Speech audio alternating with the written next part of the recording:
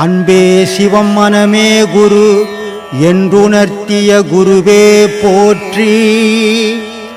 எனக்குள் இறைவனை உணர வைத்த குருவே போற்றி. முருகருக்கு பார்த்தீங்கன்னா 3 பட்டை போட்டிருக்காங்க. முருகரை நீ பார்த்துக்கிறியா? இப்போ சிலைக்கு வச்சிருக்கிறாங்க. சிலைக்கு தானே போட்டான், உன் சிலைக்கு நீ போட்டுக்கோ. Okay sir. அப்புறம் பெருமாளுக்கு பார்த்தீங்கன்னா நாமம் போட்டிருக்காங்க. அவங்களுக்கு பிடிச்சதை அவங்க போட்டுக்கினாங்க. வீட்லேயும் அம்மா வந்து நாமம் தான் போட்டுக்கணும்னு சொல்லி போட்டுக்கிட்டோம் சொல்லுவாங்க. நாமம் போட்டாலும் திருநீர் போட்டாலும் அது எதுக்காக போடுறோன்னு முதல்ல தெரிஞ்சுக்கங்க. சரிங்க சார். அது தெரியாத போட்டுக்கிறதால ஒரு பயனும் இல்லை. திருநீரை நாமத்தை போட்டு இடைகளை பிங்களை சுழுமுனைன்னு 3 கோடு நமக்கு ஓடிங்குது உடம்புல. சரிங்க சார். அதை ஓடுறது உள்ளே ஓடுறது அடையாளம் தெரியாது, அதனால் வெளியே போட்டு காட்டுறாங்க. இது 3 எனக்கு ஓடுது. இடைகளை பிங்கலைன்றது வெள்ளை 2 வெள்ளையை போட்டு, சுழுமுனைன்றது சகப்பை போட்டுறாங்க, திருசனம் போட்டுறாங்க. அதே மாதிரி பட்டை போடுறவங்களில் 3 பக்கம் 3 பட்டை போட்டுட்டு நடுவில் குங்கத்தை இடுவாங்க. இடைகளை பிங்களை சுழுமுனை ஓடுதுன்னுட்டு. இது 3மே அதுவும் மண், திருநீரும் மண், நாம திருசனமும் மண். ஒரு நாளைக்கு மனுஷன் எல்லாரும் மண்ணா போகிறோம். இந்த மண்ணா போகிறதுக்கு முன்னாடி இந்த நெத்திலியாவது இந்த மண்ணை பூசி பழக்கம் பண்ணிவிடுவோம் அப்படின்றதுக்காக இதை பூசின்னு திரியிறோம். அதனால் முருகனுக்கெல்லாம் போய் யாரும் மனுஷன் பட்டை போட முடியாது. சிலைங்களுக்கு தான் போட்டுக்கணுக்கலாம். முருகனுக்கு பட்டை போட முடியுமா? கிட்ட போக முடியுமா? போகவே முடியாது. அதனால் சிலைக்கு போட்டு காட்டினது ஏன்னா அந்த சிலையே நீ தான். நாங்கள் முருகன் அப்படி இல்லை. முருகன் ஒளியாக இருக்கிறான், இங்கே சிலையாக வச்சுருக்குது. கோயிலில் வச்சுக்கிற சிலையெல்லாம் மனுஷன் சிலை தான். மனுஷனுக்குள்ளே தெய்வம் இருக்குதுன்றதுக்கு தான் அதை காட்டுறான். எந்த சாமி திருவிளையாடல் பார்த்தியா? அதில் சிவாஜி கணேசன் சொல்லுவார், இந்த ஊர்லேயே பெரிய வீடு அவன் வீடு தான் வரும். எங்கேயாவது சாமி வீடு கட்டிக்குதா? மனுஷன் தான் கட்டுவான். மனுஷனே கட்டுவான், மனுஷனே கும்பிடுவான். அவன் அருளாலே அவன் தாள் தொழுதுன்னான். அவன் உள்ளே இருந்துக்கினே அவனுக்கு கோயிலை கட்டி அவனையே வழிபட வச்சான் மனுஷனை. அதனால் கோயிலில் வச்சுக்கிற சிலையெல்லாம் மனுஷனை அவதாரம் தான். ஒரு இடத்துல பார்த்தீங்கன்னா கத்தி கப்படெல்லாம் குத்து வச்சுருப்பாங்க. அவங்களுக்கு என்னத்து கடவுளை கண்ணை தோண்டா செத்து போடுமே. அவர் என்ன சண்டையாக போட போகிறார் மனுஷங்கிட்ட வந்து? மனுஷனால் சண்டை போட முடியுமா கடவுள்கிட்ட? பெரிய பெரிய அரக்கணுங்களே தோற்று போட்டானுங்க. சராசரி அப்பாவி மனுஷன் நீ போய் சண்டை போட முடியுமா? கண்ணை தோறந்தா நீ இருக்க மாட்டேன். அப்புறம் கத்தி கப்படா சூளம் வேலு இதெல்லாம் என்னத்துக்கு இது? ஆனால் மனுஷனுடைய குணங்களை சித்தரித்து தான் அங்கே சிலையாக வச்சுருக்குது. கோயிலில் வச்சுக்கிற சிலையெல்லாம் மனுஷனுடைய சித்தரிப்பு தான். எந்த தெய்வமாக எனக்கு சிலை நான் தான் வந்து உட்கார்ந்ததும் கிடையாது. எந்த தெய்வமாக எனக்கு வீடு ஓணும் வாசல் ஓணுன்னு கட்டிக்கிறதும் கிடையாது. மனுஷன் தான் கட்டுறான், மனுஷன் தான் கும்பிட்றான், மனுஷன் தான் இடிக்கிறான். அதனால் மனுஷனுக்குள்ளே தான் கடவுளுக்கு நான் அதனால தான் சொல்லிக்கிறேன். நான் அதை எடுத்துக்கலாம் போங்க. சொல்லு. தாய் தந்தை பேச்சு தப்பாம கேட்கணும்னு சொல்லியிருக்கீங்க. ஒரு நல்ல பாதையில் போகும்போது தாயோ தந்தையோ தடுக்கலாம், அவங்கள பேச்சை கேட்கலாமா கேட்கக்கூடாது? எந்த பாதையில் போனாலும் தாய் தப்பம் பேச்சை கேட்கணும். தாய் தப்பம் சொல்கிறது நல்லதுக்கு தான் சொல்லுவாங்க, கெட்டதுக்காக சொல்லுவாங்க. கெட்டதுக்கு சொல்கிறான், உண்மையான தாய் தப்பனா இருக்க மாட்டான். என்ன நல்ல தாய் தப்பன் புள்ள நல்லா இருக்கணும் தான் ஆசைப்பட்டு சொல்லுவாங்க. ஆனால் இந்த ஒரு பாதையில் வந்தால் தாய் தப்பனும் தடுப்பா, பொண்டாட்டியும் கட்ட எடுத்துப்பா. ஏன்னா இது பயம். தாய் தப்பனை விட்டுட்டு நீ ஓடி போகிறன்ற தாய் தப்பனுக்கு பயம், பொண்டாட்டி விட்டுட்டு போயிட்டு போகிறேன்னு அவளுக்கு பயம். அதனால் இந்த ஒரு பாதையில் மட்டும் தடுப்பாங்க. மற்ற பாதையிலெல்லாம் தாய் தப்பு நீ நல்லா இருக்கணும்னு தான் சொல்லுவாங்க. நல்லா இருக்கணும் சொன்னால் தான் தாய் தப்பேன். கெட்டு போகணும்னு சொல்கிறோம் தாய் தப்பு. எந்த தாய் தப்புன்னு சொல்லுவான். தாய் தப்பன் கெட்டவனாக இருந்தால் கூட நான் கெட்டவனாக இருந்தேன் என் பிள்ளைங்க நல்லா இருக்கணும்னு தான் ஆசைப்படுவான். அவன் தான் உண்மையான தாய் தப்பன். இப்போ இந்த வாரம் 26ஆம் தேதி குடியரசு தினம். ஐயாவை வளர்த்த பெரியம்மாவோட நினைவு நாள். அந்த நாளில் சீடர்கள் நிறைய பேர் வந்தாங்க. அங்கே நடந்த ஒரு சில உரையாடல்களை இங்கேயும் சொன்னோம்னா அது பல பேருக்கு பயன் தரும். சொன்னதே சொன்ன மாதிரி இருந்தால் கூட அது நிறைய பேருக்கு பயன் கொடுத்ததுன்னா அவங்க வாழ்க்கையில் அதெல்லாம் கொண்டு சேர்க்கறதுக்கு ஒரு வசதியாக இருக்கும். சிவபாதர்னு ஒருத்தர் கோயிலுக்கு போகிறார், சிவன் கோயிலுக்கு போகிறார். எப்போ சிவ பூஜை பண்ண போகிறேன்னு அவர் போகிறாரு. அவரோட குழந்தை, சின்ன குழந்தை, அந்த குழந்தை என்ன பண்ணுது, அப்பா நீங்கள் எங்கே போகிறீங்களோ அங்கே நானும் வருவேன் அப்படின்னு அந்த குழந்தை அடப்பிடிக்குது. அவர் சொல்ல, நான் போய் வரதுக்கு ஒரு நேரம் ஆகும்பா, நான் போய் குளிச்சுட்டு அப்புறமா சிவபெருமானை பார்த்துட்டு அதுக்கப்புறம் தான் நான் வீட்டுக்கே வருவேன், நேரம் ஆகும், நீ உன்னால் இருக்க முடியாது, வேண்டாமான்றார். ஆனால் அந்த குழந்தை அடம் பிடிக்குது, அதெல்லாம் கூட எவ்வளோ நேரம் ஆனாலும் பரவாயில்ல, நீங்கள் எவ்வளோ நேரம் இருந்துருக்கீங்கன்னா அவ்வளோ நேரம் உங்கள் கூடவே நான் இருக்கிறேன் அப்படின்னு அடம் பிடிக்க என்ன பண்ணுறாரு. அவரும் அந்த குழந்தைய கூட்டுக்குன்னு கோயிலுக்கு போகிறார். அப்போ கோயிலோட குளத்தில் முங்கி குளிக்கிறார். அப்போ அவர் வந்து ஒரு அந்தனர் அப்படின்றதுனால சில மந்திரங்களை சொல்லிக்கினே அந்த குளத்தில் முழுகிறார். முழுகி ரொம்ப நேரமாக இருக்கவே கரையில் இருக்கிற குழந்தைக்கு அழுகுறான். அந்த குழந்தை யார்? சம்பந்தர், திருஞான சம்பந்தர். அந்த குழந்தை அழும்போது என்ன பண்ணுறாரு, யார் வரா? முழுகின அப்பம் வரல, இந்த குழந்தை அழுவுதேன்னு எல்லாத்தையும் படைச்ச சிவபெருமானும் பார்வதி தேவியும் ஒன்றா இறங்கி வராங்க. வந்தவங்க இந்த குழந்தை அழுத என்ன பண்ணிருக்கணும், குழந்தைய தூக்கி மாரோட வச்சு பால் கொடுத்துருந்தாங்கன்னா அவங்க நல்ல அம்மா. ஆனால் இங்கே ஒரு கேள்வி வருது, ஆனால் அவங்க அந்த மாதிரி பால் கொடுக்கல. வழக்கமாக எல்லாரும் என்ன பண்ணுவாங்க, ஒரு குழந்தை அழுதா பால் குடிக்கிற நேரம் வந்தால் அம்மா என்ன பண்ணுவாங்க, அள்ளி அணைச்சி பால் கொடுப்பாங்க. ஆனால் வந்த அம்மா என்ன பண்ணாங்கன்னு சொன்னால் அந்த மாதிரி கொடுக்கல. இவங்க 2 பேரும் வந்து ஒரு தங்க கிண்ணத்தை வர வைக்கிறாங்க. அந்த தங்க கிண்ணத்தை வந்த உடனே அந்த தங்க கிண்ணத்தில் அம்மாள் வந்து என்ன பண்ணுறா, பாலை பீய்ச்சி அந்த தங்க கிண்ணம் ரொம்ப அளவுக்கு வச்சு அதன் மூலியமா இந்த திருஞான சம்பந்தருக்கு பாலை எடுத்து ஊட்டுறாங்க. இப்போ நமக்கு ஒரு கேள்வி, வந்தாங்க நேராக ஊட்டிகிட்டு போயிருக்கலாமே, எதுக்கு ஒரு தங்க கிண்ணத்தை வர வைக்கணும், அந்த தங்க கிண்ணத்தில் பாலை கறக்கணும், அதுக்கப்புறம் எதுக்கு சம்பந்தருக்கு ஊட்டணும்? என்னதாங்க, எதுக்காக அப்படி பண்ணியிருப்பாங்க? எதுக்காக சாமி அப்படி பண்ணியிருப்பாங்க? உங்களுக்கு எதாவது புரியுதா? எனக்கும் புரியல.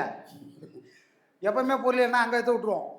எப்போ எனக்கு ஒன்றும் புரியல, ஏன்னு தெரியல. ஆனால் கேள்வி வந்துச்சு, இது வரைக்கும் வராத கேள்வி இப்போ வருது, எனக்கு தெரியல, உங்கள்கிட்ட ஒப்படைச்சிட்டேன் அப்படின்னு தூங்க போகும்போது இப்படி ஒப்படைச்சாச்சு. போகும்போதே ஒரு சில விஷயங்கள் வெளிப்படுத்துகிறார். ஒரு குழந்தைய ஒரு தாய் அள்ளி அணைச்சி பால் கொடுத்தா அந்த குழந்தை பாலை குடிச்சோன்னு தூங்கிடும். அதானே நடக்கும். ஆனால் இந்த குழந்தை உலக மக்களெல்லாம் தூங்கி நிற்குது, அதெல்லாம் எழுப்ப வந்த குழந்தை, இதை போய் பால் கொடுத்து தூங்க வச்சுட்டா இவங்களெல்லாம் யார் எழுப்புறது? அதுக்காக தான்டா அம்பாள் வந்தா பாலை கறந்து கொடுத்தா. இப்போ குடித்த குழந்தை பசியாரிச்சே தவிர தூக்கம் வரல. ஏன்னா அந்த குழந்தை சாதாரண குழந்தை இல்லை, வந்த நேரமும் சாதாரண நேரம் இல்லை. இப்போ நமக்கு எப்படி சோதனை காலம் இருந்ததோ அன்னைக்கு இந்த பாரத நாட்டில் சைவமே அழிஞ்சு போயிடும்ன்ற சூழ்நிலை அன்னைக்கு இருந்தது. அப்படி ஒரு காலகட்டத்தில் வந்த குழந்தை தூங்கிடக்கூடாது, பாலை குடிச்சிட்டு தெம்பா இருக்கணும் அப்படின்னு சொல்லி தான்டா பாலை கொடுத்தாங்க. அப்படி பாலை குடித்ததுனால தான் அழியக்கூடிய நிலையில் இருந்த இந்த சைவ சமயத்தை அழியாமல் திரும்பவும் அது எங்கேருந்து வந்ததோ, எப்படி பிரம்மாண்டமாக இருந்ததோ, ஒரு ஆலமரம் மாதிரி இருந்ததோ அந்த நிலைக்கு கொண்டு வந்த பெருமை யாருக்கு உண்டுன்னு சொன்னால் சம்பந்தருக்கு உண்டு. காரணம் யாரு ஞானத்துக்கெல்லாம் ஊற்று கண்ணோ அவளே வந்து பால் கொடுத்துட்டா. அப்புறம் அது ஞான குழந்தையாக தானே இருக்கணும். சரி, அதனால தான் விவேகானந்தர் போகிறாரு சிக்காகோவில் போய் உலகம் முழுக்க இருக்கிற எல்லா மதங்களும் அவன் நடத்துகிறவன் கிறிஸ்துவன்.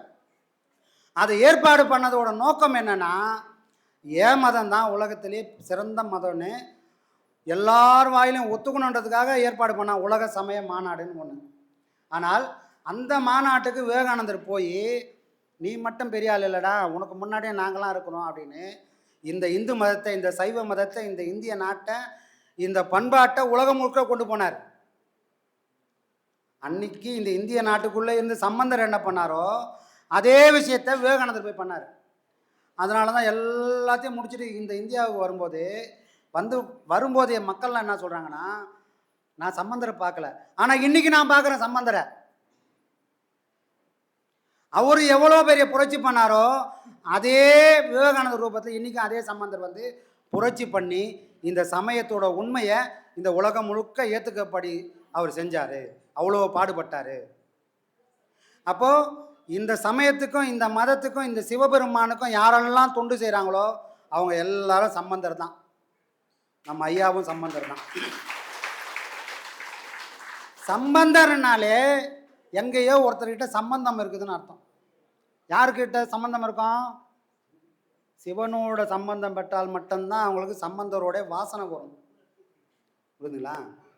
அதனால தான் யாரும் சொல்லாத, யாரும் செய்யாத செயல்களெல்லாம் மகன்களால் மட்டும் செய்ய முடியுதுன்னா, அவங்க யார் கூட உறவாடுறாங்கன்னா உலகத்தோட உறவாடலை, உலகத்தை எல்லாம் படைச்சிட்டு எனக்கு ஒன்றுமே இல்லைன்னு உக்காந்துக்கிற ஒருத்தனு கூட உறவாடுறாங்க. நான் யார் அப்படின்னு கேட்டால் நான் யாரை போய் காட்டுவேன்? ஒரு ஆதார் கார்டு எடுத்து நான் தான்ப்பா இதுன்னு காட்டுவேன். அப்போ நான் யாரை நம்பின்னுக்கிறேன்? ஒரு வடிவத்தை நானும் நினச்சின்னு இருக்கிறேன். ஆனால் இந்த வடிவம் தான் நானுன்னா நான் சாகவே கூடாது. ஏன்னா எல்லாரும் சொல்லிட்டாங்க, ஆன்மாவுக்கு அழிவே கிடையாதுப்பா, அதுக்கு மரணமே இல்லை, அது நெருப்பால் எரிக்க முடியாது, நீரால் கரைக்க முடியாது, காற்றோட காற்றா கரையாது, அது எப்போவுமே நிதர்சனமான உண்மை. ஆனால் செத்து போகிறேனே, அப்போ யார் தான் உண்மை அப்படின்னா, இது வரைக்கும் நான் உண்மை நம்பியிருந்தது பொய். அதுக்குள்ளே ஒரு பொருள் இருந்து அதை ஆட்சி நடத்தி அதை வழிகாட்டிக்கின்னு வாழ வச்சிருந்தது எதுவோ அந்த பொருள் மட்டுமே மெய். அது தெரியாததுனால காணக்கூடிய இந்த உடம்பை நான் மெய்யின்னு சொல்லினுக்கிறாங்க. அப்போ பெரியவங்க எதை மெய்யின்னு சொல்லியிருக்கணும்? உள்ளகிற பொருள் மட்டும்தான் மெய், இந்த உடம்பை பொய்ன்னு இருக்கணும். ஆனால் நம்மளை கண்ணை கட்டினுக்கிற மாதிரியே ஏமாற்றிருக்காங்க. இந்த உடம்பை மெய்யின்னு, இதை உண்மைன்னு நம்ப வச்சு நம்மளை ஏமாற்றிருக்காங்க. ஆனால் அறிவு நமக்கு வந்தால் இது உண்மையா, இது பொய்யான ஆராய்ச்சி பண்ணி நான் தேடணும். ஆத்மா வணக்கமா, எனக்குள்ளே நான் தேடனா மட்டும்தான் இதுக்கெல்லாம் விடை கிடைக்கும். யாரோ ஒருத்தர் தேடி கண்டுபிடிச்ச விஷயத்தை நான் அழகாக அனுபவிக்கணும்னா அது என்னவா இருக்கும்? சரியான ஞானமாக இருக்காது. அதனால தான் ஐயா சொல்வார், சித்தர்களுடைய பாடல்களை படிங்க, ஆனால் அதில் யாராவது பொருள் எழுதினானா அந்த புத்தகத்தை வாங்கவே வாங்காதீங்க அப்படின்வார். ஏன்னா அர்த்தமே இருக்கக்கூடாது. யாருடைய பாடகம், நீங்கள் தேவாரம் படிங்க, திருவாசகம் படிங்க, திருமந்திரம் படிங்க, ஆனால் பொருள் அதில் யாராவது எழுதியிருந்தாங்கன்னா அதை நீங்கள் வாங்கவே வாங்காதீங்க. நீங்கள் மட்டும்தான் பாடல் படிக்கணும், அந்த பாடலுக்கு நீங்கள் மட்டும்தான் பொருளை தேடணும். யாரோ ஒருத்தர் எழுதிட்டாரு, எனக்கு படிக்க வசதியாக இருக்குதுன்னா அது யாரோட ஞானம்? யார் எழுதுனாங்களோ அவங்களோட ஞானம். அவங்களுக்கு எந்த அளவுக்கு அறிவு இருக்குதோ அந்த அளவுக்கு தான் அதை எழுதியிருப்பாங்க. ஆனால் நானாக சுயமாக அதை தேடி கண்டுபிடிப்பேன்.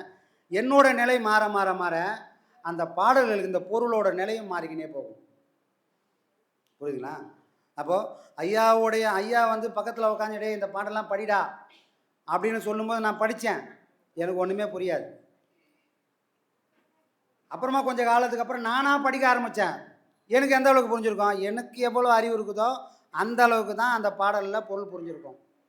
என்னோட நிலை உயர தான் அந்த பாடல்களெல்லாம் இதை சொல்லலை இதெல்லாம் கடந்து போய் நிற்கிதுன்ற அந்த பெருமையே என்னோட நிலை உயரும்போது தான் அது புரிஞ்சுது.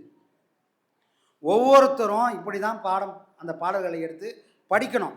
நாமளே புரியலையோ நாமளே ஆராய்ச்சி பண்ணணும். எது ஒன்றுமே நானாக சுயமாக தோண்டி எடுத்தால் மட்டும்தான் அது முழுமையான ஞானமாகும்.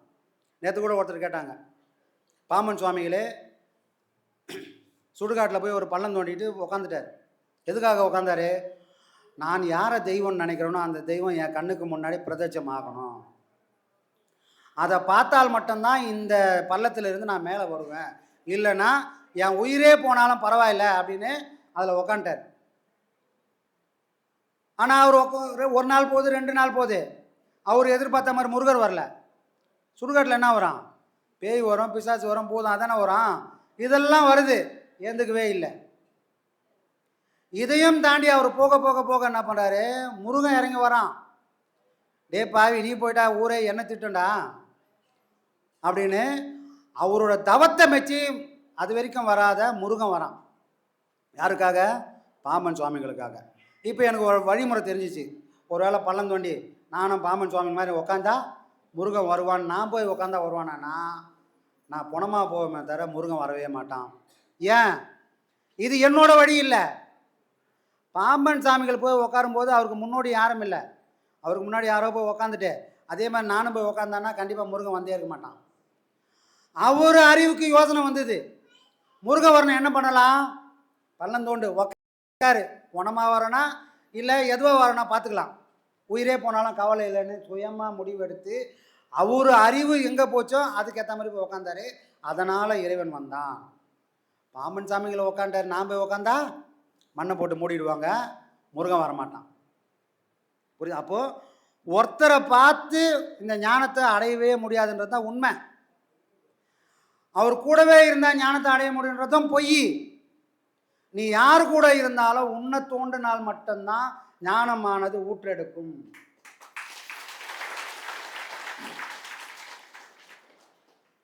அதனால தான் நம்ம 1000 கேள்வி கேட்டாலும் ஐயா ஒரே பதில் சொல்ல, பாடத்தை பண்ணிப்போ. அது ஒன்று மட்டும்தான் அதுக்கான சூட்சும ரகசியம். நான் எவ்வளோ பதில் சொன்னாலும் உன் மனசு திருப்தி அடையாது. ஏன்னா உன் பதிலை ஏற்கனவே மனசு நினச்சிக்கணும். அந்த பதிலை சொன்னால் மட்டும்தான் அந்த மனம் போய் உக்காரும். நான் எதிர்பார்க்குற பதிலை அவர் சொல்லலைன்னு சொன்னால் அந்த மனசை ஏற்றுக்காது. எப்போ அந்த மனசு அதை சொல்லும் அப்படின்னா, எனக்கு சுயமாக அறிவு வந்து இது நடக்கிறதெல்லாம் காரண காரியம் புரிஞ்சால் அந்த மனசு கேள்வியே இல்லாமல் அப்போ தான் போய் உட்காரும். அதுக்காக தான் நீ என்ன கேள்வி கேட்டாலும் திட்டாவது பதில் சொல்கிறாரு. பதில் சொல்லிவிட்டு பாடத்தை பண்ண, இது ஒன்று தான் உன்னை காப்பாற்றும் அப்படின்னு அதுக்கு விளக்கமும் சொல்லிட்டு போவார். இப்போது நமக்கு கொடுத்த கலை எதை காட்ட போகுது அப்படின்னா, இந்த உலகத்தில் இருக்கிற எதையுமே அந்த கலை கிட்ட சேர்க்கவே சேர்க்காது.